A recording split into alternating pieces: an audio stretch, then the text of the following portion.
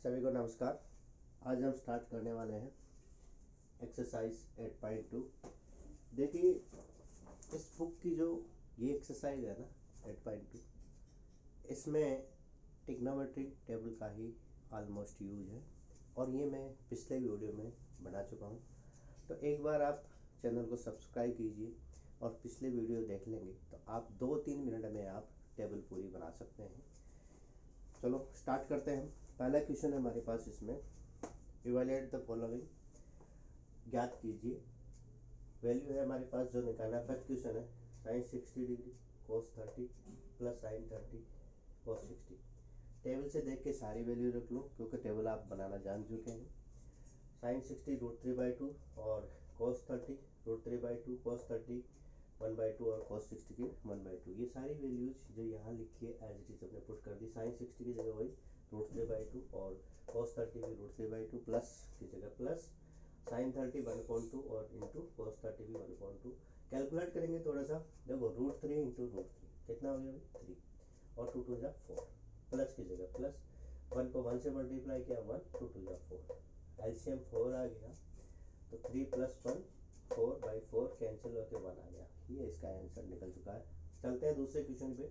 Second है हमारे पास इसी का 2 tan square 45 plus cos square theta minus sine square theta. ये cos 30 की वैल्यू और साइन 60 तो हम ऊपर वैल्यू लिख चुके हैं तो वो आपको पता पड़ चुकी होगी। एक एक्स्ट्रा है इसमें साइन 45, उसकी वैल्यू होती है 1। तो 2 × 1 स्क्वायर प्लस cos 30 की value √3/2 whole square minus sine 30 वही √3/2 होल स्क्वायर। सेम क्वांटिटी है, स्क्वायर में एक प्लस की एक माइनस की है तो ज़्यादा कैलकुलेशन में अपना टाइम नहीं लगाएं, यहीं कैंसिल कर दें, टाइम बचेगा आपका। और ये 2 × 2 ये इसका फाइनल आंसर हो चुका है। अगले आते हैं थर्ड क्वेश्चन पे। cos 45 अपॉन में sec 30 प्लस cos 30। देखिए cos 45 की वैल्यू 1/√2, sec 30 2/√3 और cos 30 होता है 2। ये सारी वैल्यूज यहाँ हमने पुट कर दी है।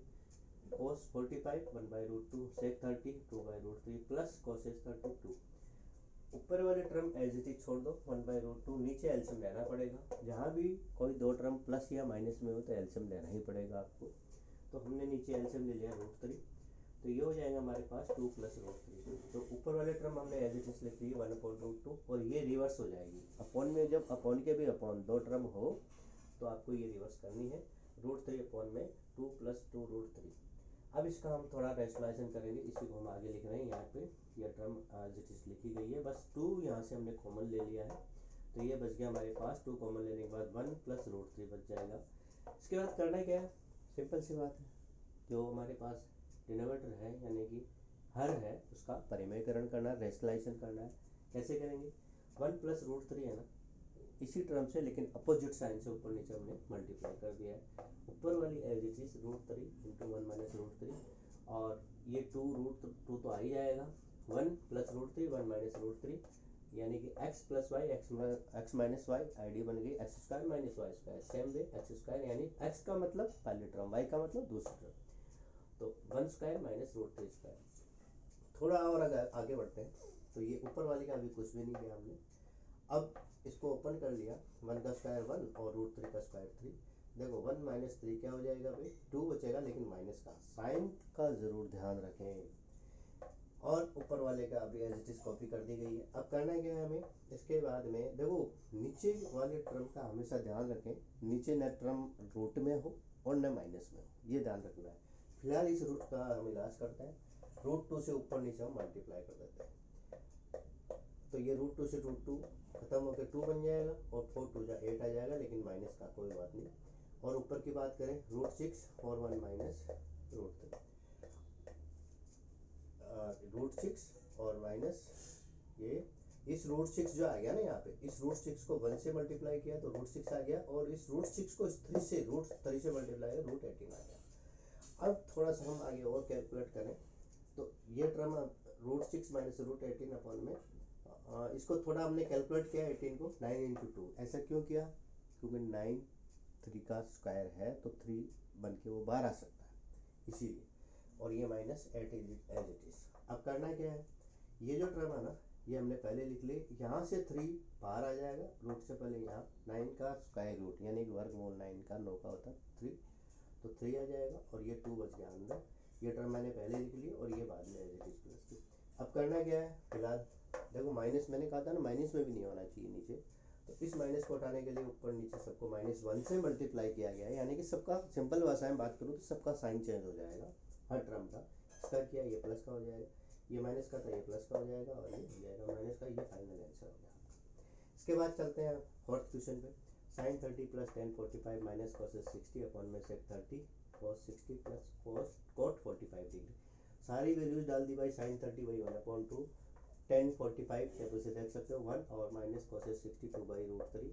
सेम वे sec 30 2/√3, cos 60 की वैल्यू हाफ होती है और tan cot और 45 1।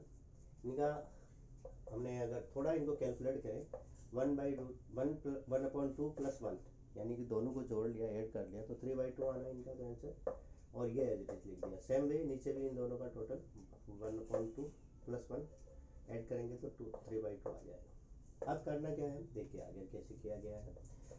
ऊपर मैंने कहा था ना प्लस या माइनस में टर्म होती है तो दोनों का एलसीएम लेना पड़ेगा। ऊपर का एलसीएम क्या लिया 2√3, तो मल्टीप्लाई करेंगे 3√3 आ जाएगा और 2 2 4। सेम वे नीचे का भी 2√3 एलसीएम आएगा, क्या हो जाएगा 2 2 4 और 3√3।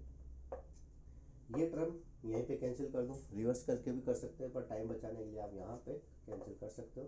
बच गया 3√3 माइनस 4 अपॉन में 4 प्लस 3√3।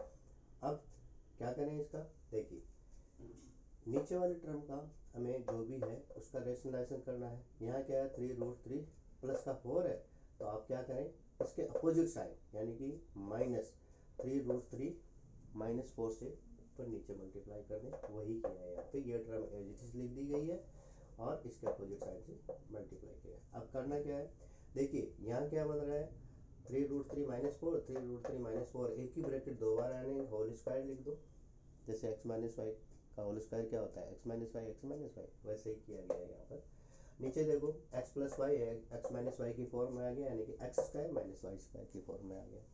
थोड़ा कैलकुलेट करें क्या होता है x माइनस वाई का होल स्क्वायर क्या होता है x square plus y square minus 2xy। Same way x y को आप ऐसे समझिए, हमेशा फर्स्ट और सेकंड टर्म याद रखिए। फर्स्ट का स्क्वायर प्लस सेकंड का स्क्वायर -2 इंटू फर्स्ट क्या 3√3 माइनस और इंटू जो भी है सेकंड टर्म y मतलब 4। X square minus y square, x square यानी पहले टर्म का स्क्वायर, तो 3 3 जा 9, 9 को 3 से करेंगे 27 और 4 4 जा 16। इन दोनों को अगर हम सब्ट्रैक्ट करेंगे घटाएंगे नीचे तो 11 रह गया। और इनकी बात करें 3 3 जा 9 इंटू 27 4 4 जा 16 और ये 3 2 जा 6 4 जा 24√3।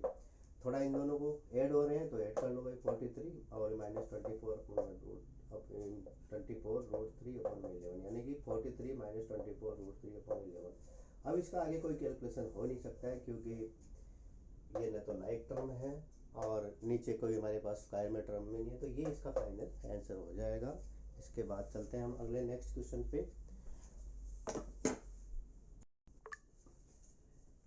आगे चलते हैं हम, फर्स्ट का 5th पार्ट है। 5 cos square 60 plus 4 sec square 30 minus tan 45 upon में sin square 30 plus cos square 30। Value डाल लेते हैं टेबल से देख के। 5 एज इट इज और cos 60 1/2 होता है, 4 एज इट इज और sec 30 की वैल्यू 2/√3। स्क्वायर था इसलिए होल स्क्वायर किया, माइनस की जगह माइनस, tan 45 1 होता है, sin 30 1/2 का स्क्वायर हो जाएगा और cos स्क्वायर 30 यानी cos की वैल्यू हमने डाल दी √3/2 स्क्वायर। कैलकुलेट किया इसको, ये 5 एज इट इज और ये 1/4 हो जाएगा, 5 बचा 5/4 और प्लस की जगह प्लस 4 एज इट इज 2 2 जा 4 अपॉन में √3 और √3 3 हो जाएगा, -1 एज इट इज तो 1/4 और ये 3/4। करेंगे क्या अब ऊपर देखो एलसीएम ले लेते हैं। पहले ऊपर वाले को थोड़ा लंबा है इसलिए एज इट इज छोड़ देते हैं, थोड़ा यहाँ कैलकुलेशन पहले कर लेते हैं। 5/4 प्लस 4 4 जा 16, 4 चौक 16 होता है 3 हो जाएगा, -1 अपॉन में इसका 4 एलसीएम आ गया नीचे, तो ये हो जाएगा 1 + 3 यानी 4।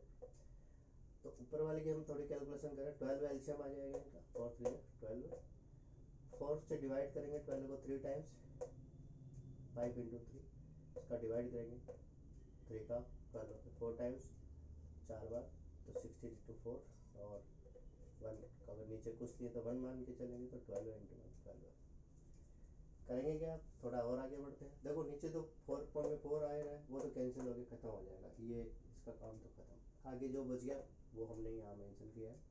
4 3 जा 15 प्लस 16 4 जा 64 माइनस 12 एज इट इज़, और नीचे का तो काम खत्म हो ही गया था, ये 12 नीचे का एज इट इज़। अभी देखो थोड़ा कैलकुलेशन में आप थोड़ा सा अपना दिमाग लगाएं, ये छोटे छोटे नंबर है, आराम से आप कैलकुलेट कर सकते हैं। 15 में से आप 12 लेस करें, 3 बच गया, तो हमने लिख दिया ये 64 एज इट इज़। अब इन दोनों को ऐड कर दिया 67/12, ये इसका फाइनल आंसर हो गया। चलते हैं सेकंड क्वेश्चन पे। Choose the correct answer, justify भी करना है। तो देखो इनमें करना क्या है आपको, जस्टिफाई वाले में पहले आप कैलकुलेट करके आंसर निकाल लेना, एक लाइन छोड़ देना, ठीक है। और जो आंसर निकाला वो आंसर आपको ऊपर पहले आंसर लिखना है, और बाद में उसका रीजन या जस्टिफाई के लिए आपको ये पार्ट करना है, फिर कैलकुलेट करना है। तो ये ध्यान रखना। 2 10 30 यहाँ लिखना है विकास, या जो भी है रीजन या विकास। अब 2 30 अपॉन में 1 प्लस 10 स्क्वायर 32, और 10 30 की वैल्यू हमने डाल दी यहाँ पर दोनों जगह। कैलकुलेट किया 2 अपॉन में √3, 1 प्लस 1 अपॉन √3 का स्क्वायर, ये 1/3 हो जाएगा।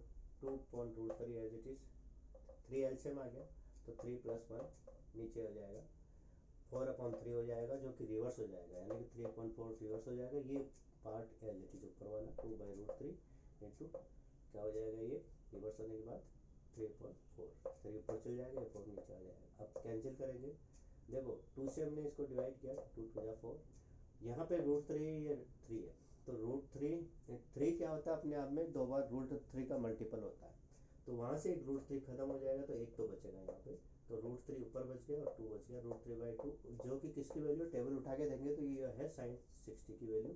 तो हमारा इसीलिए sin 60 कहाँ लिखा है, आंसर ए में लिखा है, तो वो आंसर हो जाएगा।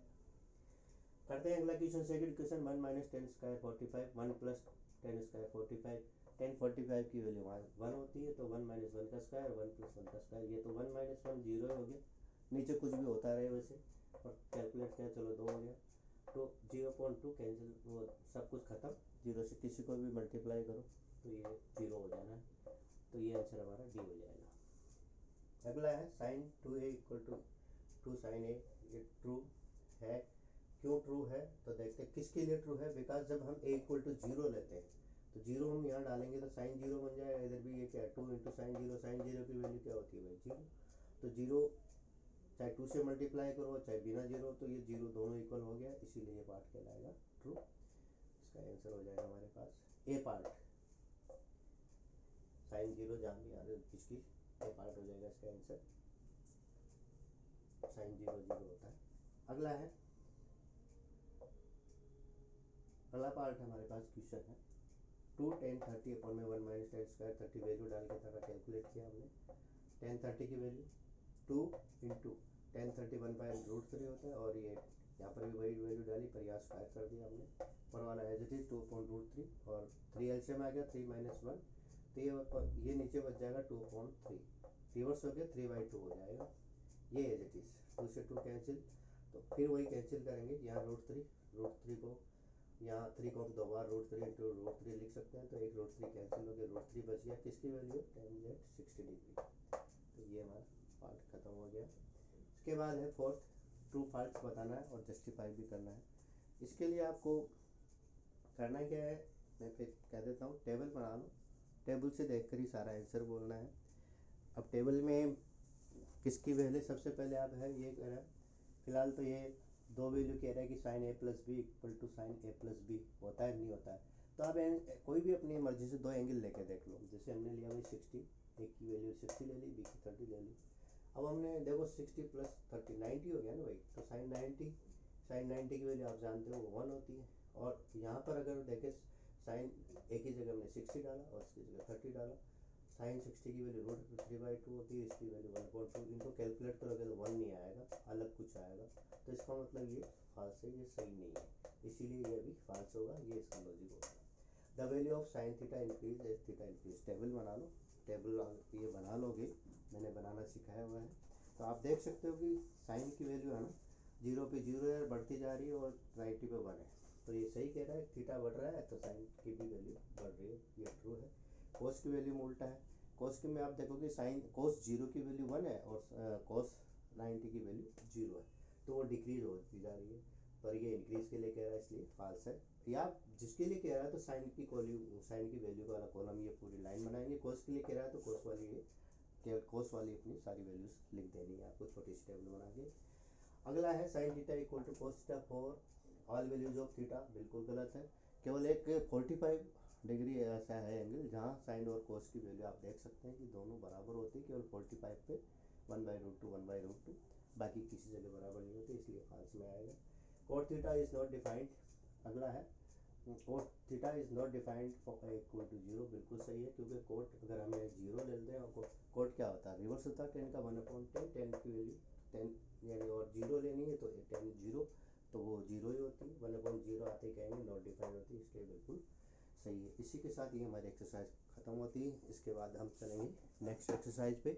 देखते रहिए वीडियो, कृपया सब्सक्राइब जरूर करें, और भी आगे मैथ्स के पूरे आपको चैप्टर्स मिलने वाले हैं, और इसके लिए आपको केवल सब्सक्राइब करना है, कमेंट करना है, और कोई विशेष डिमांड हो आपको किसी चैप्टर की तो उस पर भी मैं कोशिश करके आपके लिए पहले वीडियो डाल दूँगा। धन्यवाद, जय हिंद।